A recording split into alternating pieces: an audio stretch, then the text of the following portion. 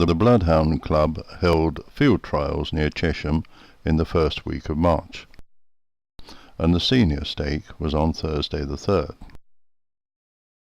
For the senior stake, a hound has to track its quarry, a person who set off 2 hours beforehand and has walked 3 miles. Second hound off was Matt Price's Brighton Ceremony.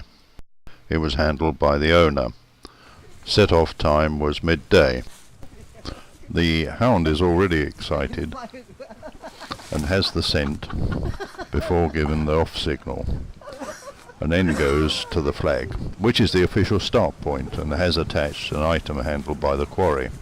The judge and his assistants have been briefed on the route taken by the quarry and set off to assess the way the hound tackles its task.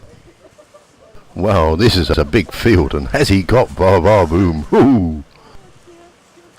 The conditions were cold, about 2 degrees, cloudy, slightly hazy, and with a stiff northeast wind, which might have interfered with the scent in the more exposed areas. Wow, look at him go on his double. As you can see, the start is in a stubble field, and although the wind is quite strong, it does seem to be holding scent, and the hound is going off quite rapidly.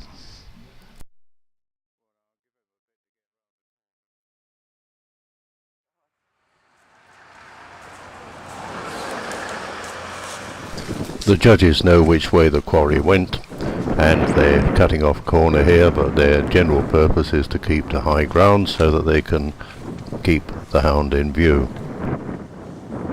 The handler is hard put to keep in contact with the hound at this point.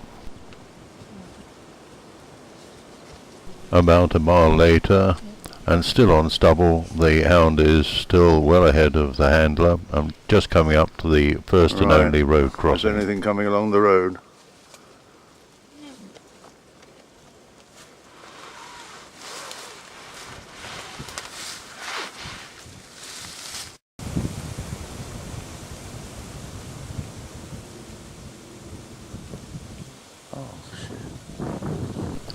The land changes after the road crossing. It's winter wheat, reasonably lush for the time of year, but this side of the road the wind is strong and swirling, so the hound spends significant time casting backwards and forwards before it is sure of the route taken by the quarry.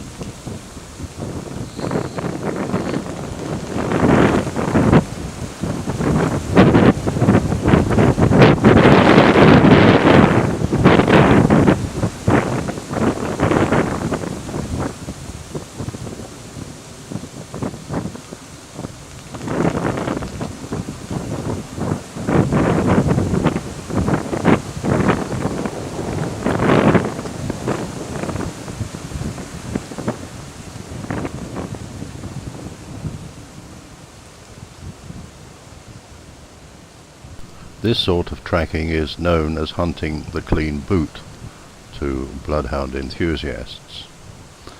It's this name because there are no additional scents. The quarry sets off smelling as they would have done when they got up. If the quarry struggles walking in heavier territory, there may be some additional sweat scents.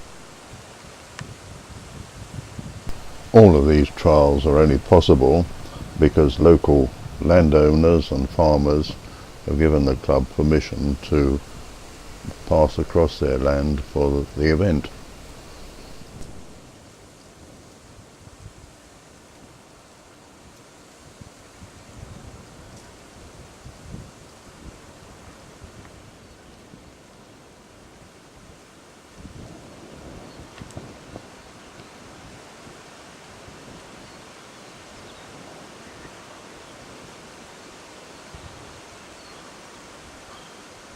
Eventually it moves on over the brow down into the valley where the wind is giving less trouble. Once down into the valley, the hound then crosses through the woodland you can see ahead, and up the other side of the valley there's mixed arable. Again exposed to this strong and swirling wind, and finally ending up in a rather bleak looking flinty field here.